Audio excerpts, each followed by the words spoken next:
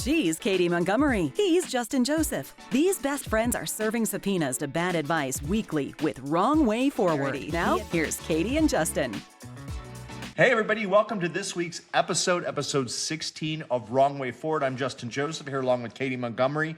We are so excited to be ringing in the holiday season with you all. Last week we talked about engagements because that's big in the holiday season. And this week we're going to talk about gifting because, of course, Katy, gifting is a huge part of the season.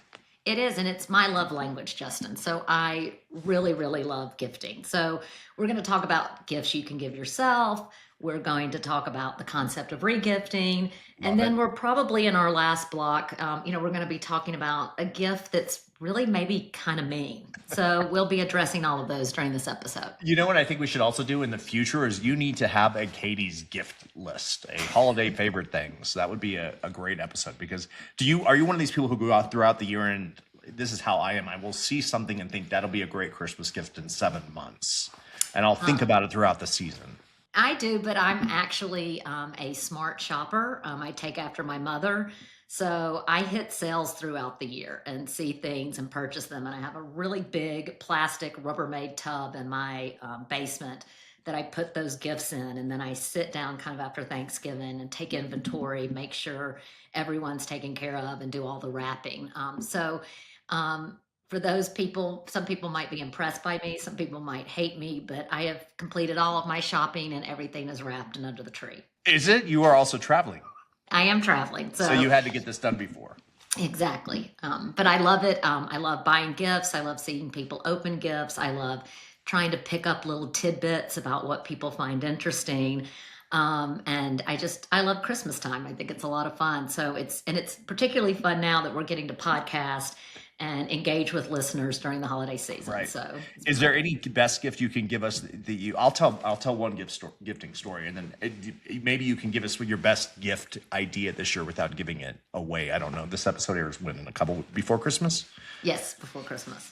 So, Josh Banker, God love my husband, is not a great gift giver, and meaning that he's just not someone who puts a lot of thought beforehand into it, and so he will go out on one day and he just buys in one day.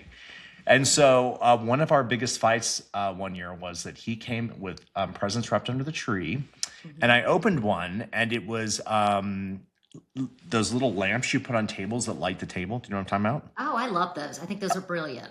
This was like 5 minutes after they were out. We went to this fancy new restaurant, and I commented how much I loved them. And so those ended up on our tree. And of course, when I looked at the price tag, they were like $600. So I lost my mind. And I was like, that's way too much to spend on table lamps. So the table lamps went back, and anyway, it's a running joke in our family now because I'm like, you can just get me table lamps again because now you can buy them for $12. But anyway, that's my best holiday gift story. But I do try and think throughout the year of things. He'll make comments, and I'll think about things. And we do one gift for me. I can buy myself one thing. One gift for you. I can buy you something, and then one gift for us. Oh, I think that's really cute. And I do love this I was actually just with my hairdresser. And anyone watching this on video, my hair really looked fantastic. Justin even commented, but now I'm wearing these big old headphones and it's just completely ruined. I mean, it's kind of like, what's the point? I was talking to my hairdresser, and I do love this idea of having experiences, particularly when your kids get to be a certain age, is giving for Christmas an experience together and gifting that. I love the idea of that. I think that's, absolutely fantastic. And this isn't necessarily a Christmas gift, but I do have a good friend who's her parent, her mother, and all of their siblings, when their parents passed away, they put together a travel fund. It was aside from everything kind of as part of the estate. And they, manage the money in this travel fund, and the family can get together and go on a trip, all expenses paid. And it is a great way. So no one says, well, I can't afford it this year, or I'm out because, we're on a tight budget. And it really brings the family together. And it allows everyone to kind of participate. And I thought that was a wonderful gift and something very thoughtful and a way to kind of keep the family together through experiences kind of after their passing. It's one of the most beautiful things I've ever seen. And I'm hoping once my parents' estate closed, that we were able to do something similar that can pass on to the next generation. I love that. You guys have always been so thoughtful about that kind of stuff. So I love that. I want to hear what the best gift you ever got. But first, I'm going to tease. We're not going to bore everybody with Christmas gifts.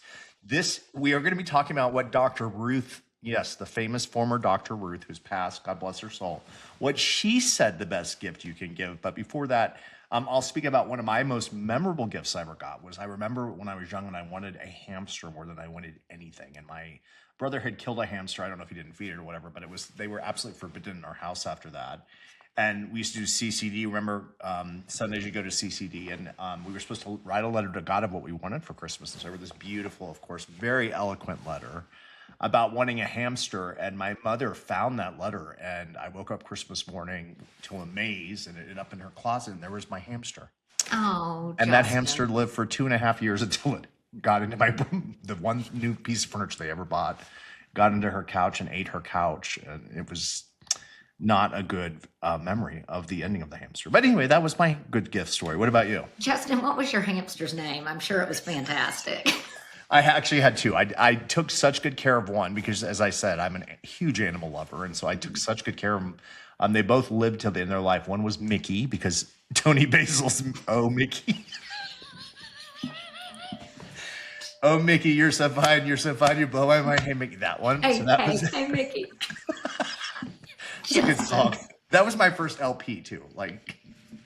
And I think Like a Virgin. Anyway, so that one was named Mickey, and the second was named Buster. Oh, Buster's cute for a hamster. Yeah, I like Buster, that. too. Yeah, they were both good pets. I remember them both fondly. All right, your favorite gift, and then we'll get into Dr. Ruth's advice. So again, I'm sentimental. So I would think as my dad started a charm bracelet for me in 1990. It was 2 years before I met you, Justin, in college. And it just had a little disc on it, and it had my monogram, and on the back it said Christmas 1990. And then he proceeded to kind of give me charms. And when I've traveled, I've purchased charms, and friends have given me charms. And I even have a charm from when I, spent that 6 months in China, from the professors I was working with. And so it's again, just a sentimental piece. And it's just so nice to kind of look down at it and remember my dad and how thoughtful he was, and kind of creating kind of an heirloom piece that I hope, that I can pass down for generation to generation. As somebody mentioned, I remember your charm bracelet in college. You had it. It was gold, and you had probably 20-ish charms on it. So that's the one you're talking about? It is. And I remember when I was dating someone, and he'd be like, every time you walk around the corner, I think it's a dog. Because it was I could hear you coming down the hall. It'd be like, jingle, jingle, jingle, and I was like, get over it. Of course, he never gave me a single charm to put on it. So it was just a terrible match. Neither did I. Anyway, all right. Well, I'm going to buy you a big microphone. There we go. All right, on to more interesting things. God, I don't know how we can contribute to this, but we're going to do our best to try. When we thought about the episode on gifting, I did a search on what are the great gifts you can give to yourself, and Dr. Ruth came up, and this was her quote, and so we're going to talk about this again. Also, just to remind you that we do have our text line. If you have thoughts on this as we go through it, or you have a favorite gift or memory, you can text us at 720-251-4450. Again, 720-251-4450. But Dr. Ruth's advice was this: have as much sex as you can in your lifetime, especially when you're still able to. Do it when you're young at age. In my age, I'm sorry, I'm not able to engage in it as much as I could when I was younger, but that's my best advice. Give yourself as much sex as possible. It's the greatest gift you can give yourself. Your thoughts? Well, let's just say I haven't been getting that gift lately. And the gift well is very dry. Well, I not to gross me out, but did say if you're older, you have to use lubricant, which I just think as a woman. Justin, that is so disgusting. Don't ever use that word again. You hate the moist word? Justin. Listen to this. I was at Costco the other day, and they had some kind of moist eye solution, and I was walking by and I went, the word moist is disgusting. And this old couple looked at me and went, right on, it is nasty. And they're probably having a lot of sex. Probably. Yeah. That means they're giving themselves the greatest gift. The It's gonna greatest be gift. a fabulous holiday season for that Do you couple. believe with the premise of it? The premise of it? So, first of all, I do think, and I'm probably gonna, be a nerd here and kind of, quote kind of the Harvard Grant study, which, was the longest longitudinal study. And it did all kinds of things. Like, it had people running on a treadmill, it took their blood, it interviewed their family members. And it was this group of men that had started at Harvard and kind of went through. And they said, what was the biggest predictor of happiness? And it's the quality of your relationships. And that's more than just a sexual, kind of love, or I guess not love relationship. But I think, yes, it's important. I think it is something that keeps couples together. I think it is good for your health. I think it is, good for your relationship. I have kind of a strange story, but I remember watching Oprah, and Oprah had somebody on, and they said something like, we surveyed blah, blah, blah many people. And we said, would you rather have a great night of sex or a great night of sleep? And I was sitting next to my mom, and she just blurted out, great night of sleep. Just about died. So I do know, as Justin, we're in our early 50s, and I don't really talk about this much with the opposite sex, except my gay guy friends. But I do know that most of my friends, it has slowed down. And I don't think that's maybe a lack of want. It's more of exhaustion, and things are moving, and you have children, and you're juggling a lot of things. And so at the end of the day, you really do kind of crave the sleep. Mm-hmm. So I think, Dr. Ruth's, her profession was being a sex psychologist. And I think the way that she got attention and viewers was to shock. And I think saying something like that, and probably, my guess is that was the 80s, it had some shock value. But I, if that is what people are wishing for on their holiday list, I hope Santa comes through for them. That's true. And it's a gift you can give yourself, and you never have to leave the house. Just So we'll talk about that and more on the other side. We'll be right back after this. Great. You've been listening to Wrong Way Forward, where bad advice goes to die and then gets resurrected just so we can roast it again. If you're enjoying the chaos, hit like and subscribe and come back every Thursday for new episodes. Have a new topic or some disastrously bad advice you want to dissect? Email wrongwayforwardpodcast@gmail.com. Include your contact info. Now back to Wrong Way Forward. Roasting the worst advice ever. Welcome back to the Katy and Justin podcast. Hi, everybody. Welcome back to Wrong Way Forward. This week, we're talking about gifting. Gifts you give yourself, gifts you give your other person, your friends, and we'll also talk about regifting, and would love your thoughts on that. Of course, you're always welcome to join the show. Text us at 720-251-4450. You can also email us at wrongwayforwardpodcast@gmail.com. Of course, we don't get those texts and emails until sometime after the show airs, but we always look at them, and then we'll talk about them on the other side. And we'll do a little bit about that in our later this break about last week's show. When we first left, we were talking about Dr. Ruth's advice that you should have as much sex as you can. It's the greatest gift you can give yourself. And we were talking about how as people age, that just doesn't happen as much. And we were, one of the memories I have of my parents who, they're very big Catholics. Catholicism, sex is a huge part of a marriage. And so I remember my parents used to go to this thing called Marriage Encounter. Have you ever heard of it? I've heard of Marriage Encounter. So they were big Marriage Encounter people. And I'll never forget when they went to their first Marriage Encounter weekend, the priest said, I'll mess this story up, but my mother can weigh in. And this is not something that I have to edit out later. But she said, the priest said, the question he asked everyone in the room was, what's the last thing, if you learned you were dying the next day, what's the last thing you would do with your husband? And the priest said, that should be sex.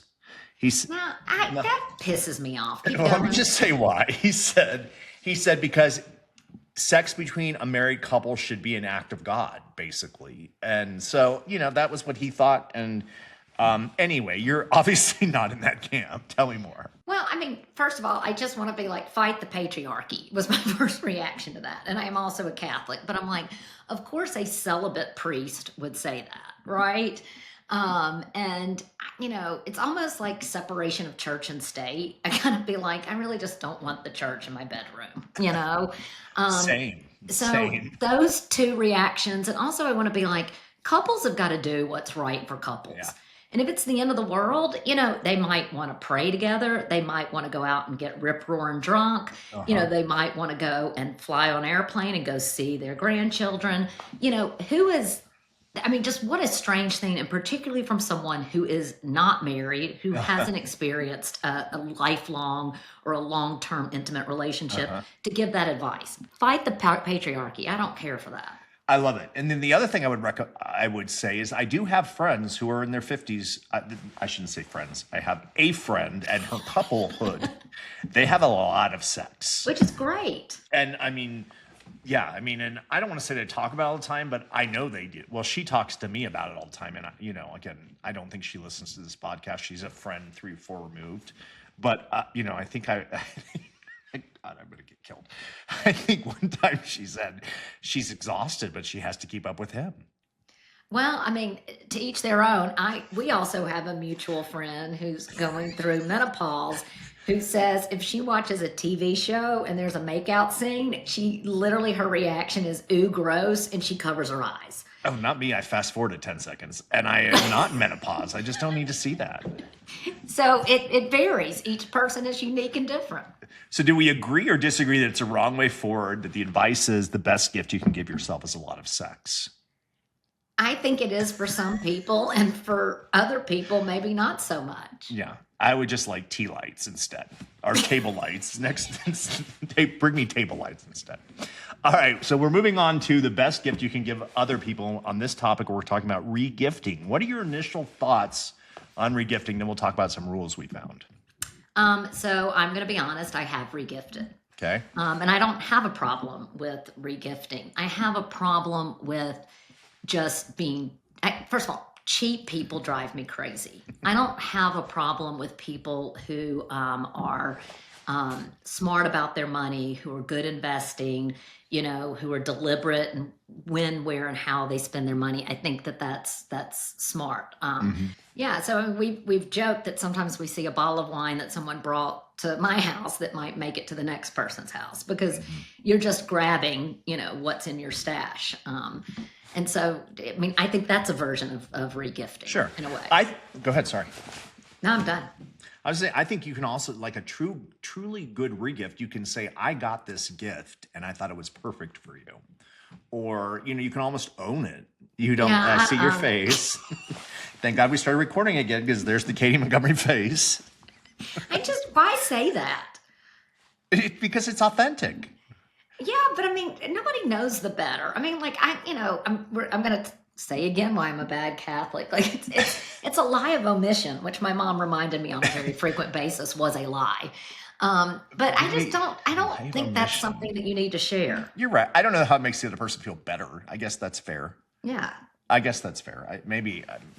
That's the wrong way forward. If we could just delete that out. But Justin, do you regift?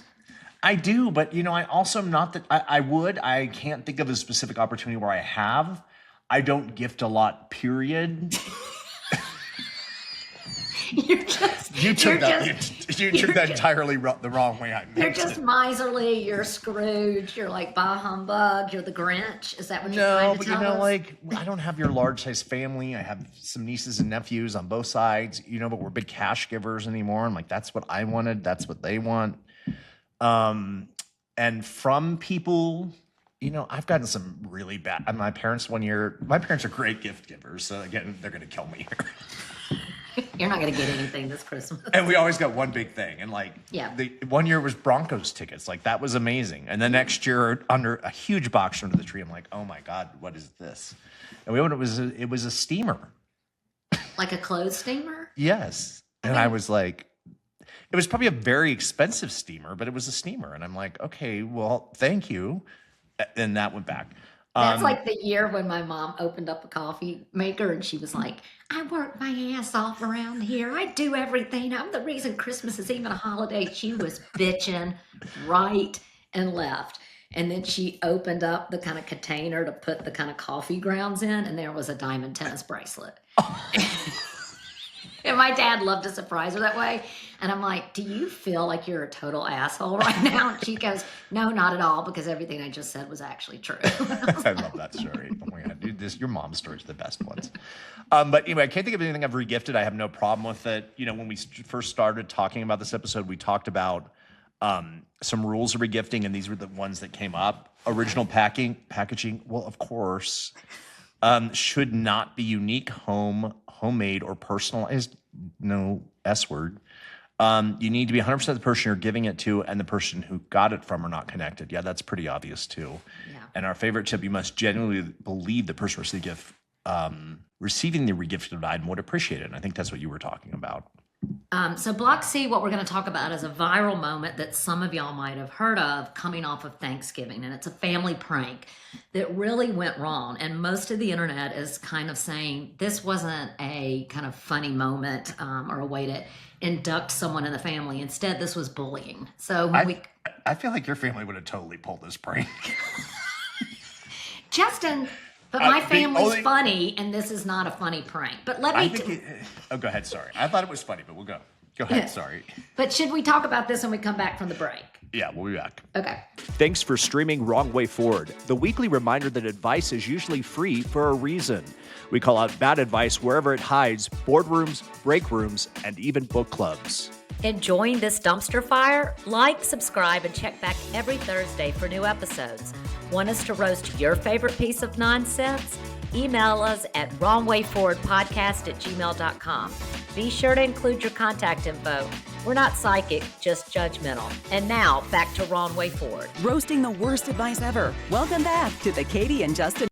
And we're back. And we teased this a little bit, but what we're going to be talking about is this famous prank that made kind of a viral moment on the internet. And what happened is there was a family, and there is a new fiance. One of their sons got engaged. And so the way to induct her into the family is to really say, we are the kind of family that does the turkey trot. And we're going to do a 10K on Thanksgiving. And you better come and you better be prepared.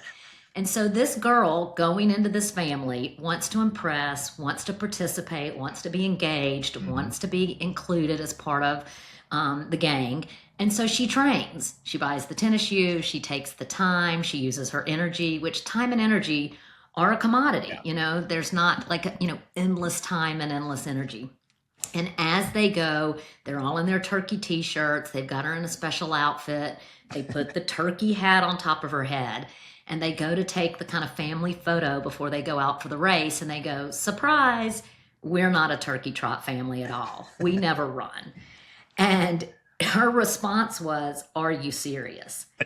And I think the thing about this is that the internet is going crazy saying, this isn't a prank. This isn't like an induction. This is hazing. This is bullying. And this is really a mean way to kind of introduce her into the family. And I think what I think is really interesting is the family is dying laughing. They think it's about the funniest thing ever. And it really falls flat. Like if you're watching it, you don't laugh at all. It's actually actively not funny. But I'm wondering, Justin, like, what do you think about that? Do you think that that's the wrong way forward? Is that bullying? Is that cruel? Or is that just kind of all in good fun? It's a prank, and it's like what we do to kind of, just like we induct people into a fraternity or sorority, there's certain rites of initiation. Is this just a normal rite of initiation over the holidays? Well, like I said, going to the break, I could totally see your family doing something like this. Now, would they have let me go out, and if you and I were getting married, and I was out training, would they have just let that happen? No. I mean, But it would have Justin, been my something family's like, funny. I know, but like a week before, they would have said, hey, we're going to do the turkey trot Saturday, bring your... It's like, now this says everything. It's like Mean Girls when they invited her to the party and she showed up and she was dressed as a fucking ogre and everybody else had their slutty Halloween costumes on. And she walks in and felt totally out of place. Yes. So is it like that? Yeah. I mean, it's pretty mean. And I think kind of my takeaway is like, we're in this giving season where we're supposed to be grateful and thankful. And it's like, why are we coming at it with this kind of mean streak, this bullying, this pranking, And it's like, I think about myself, like, energy and resources are slim. I would be really ticked off if I had spent all that time and energy. I know, but that's what I'm saying. I mean, I think that went too far. Are you typing? Well, I'm trying to think. I'm trying to get this dumb phrase that comes to mind. Have you ever heard that phrase? It's that if they ignore you, they don't love you, or better to be paid attention to. And there's a phrase, and I asked ChatGPT what it is. Well, find it, because that sounds like the wrong way forward. That sounds like the dumbest advice ever. It's not coming to mind, and it must not be great because ChatGPT's not coming up with it either. But it was like, attention's a form of love. I mean, they're giving this girl attention. They are welcoming her into the family by making her feel part of the joke. If it were me and it was that, I'd be like, great. Well, you fat people have a nice morning. I'm going to do the turkey trot, and I'd come back feeling endorphined and all that. Yeah, but Justin, you're like 51, heading towards 52. Like, this is different when you're younger. You're going into a family. You want to impress. These are the people you're going to spend the rest of your time with. In-laws, I mean, how many movies have there been made about in-laws? I mean, Meet the Fockers. I mean, it's a famous trope. And so I can understand her wanting to kind of impress and fit in. And what they did was they manipulated that. They took advantage of her sweetness, is what I think. And I think... Go ahead. Yeah, you go ahead. I want to hear it. This is what we got to hear from the viewers. Text us your thoughts on this, 720-251-4450, because I see your point. I also think we're taking this way too seriously. I bet this is a really fun family, and I'd love to spend time with them. Would you? No, I told you they're not funny, and they die laughing when they reveal the prank, and it just falls flat. And I have to tell you, most of the internet also thinks they're pretty boring. So I want you to check it out. Of course, I'm on Justin. the wrong side of this one once again. Please save your viewer emails for Katy Montgomery. That's Katy Montgomery. No, I'm just kidding. So, I don't think it's that big of a deal. Again, I don't like the fact that they let her train for it. That to me is not okay.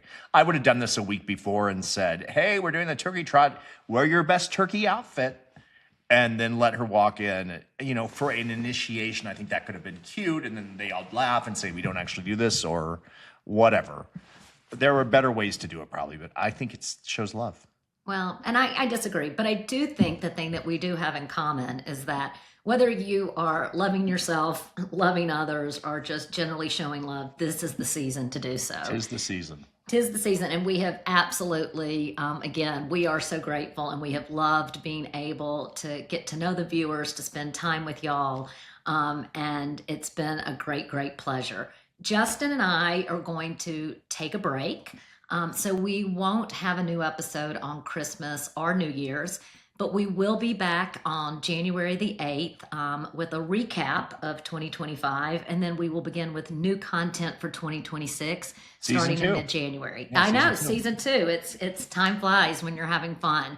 And so with that, we want to say thank you. We are so grateful, and we'd love to continue to hear from you either by text, email, or on our social media platforms. Happy holidays, everybody. All right, that's a wrap on this week's episode of Wrong Way Forward. Remember, the only thing worse than taking bad advice is giving it. If you've liked what you've heard, like, subscribe, or follow us wherever you stream podcasts. And if you've got a topic or need some advice we'll probably regret giving, email us at wrongwayforwardpodcast@gmail.com. Thanks for listening to this week's episode of Wrong Way Forward.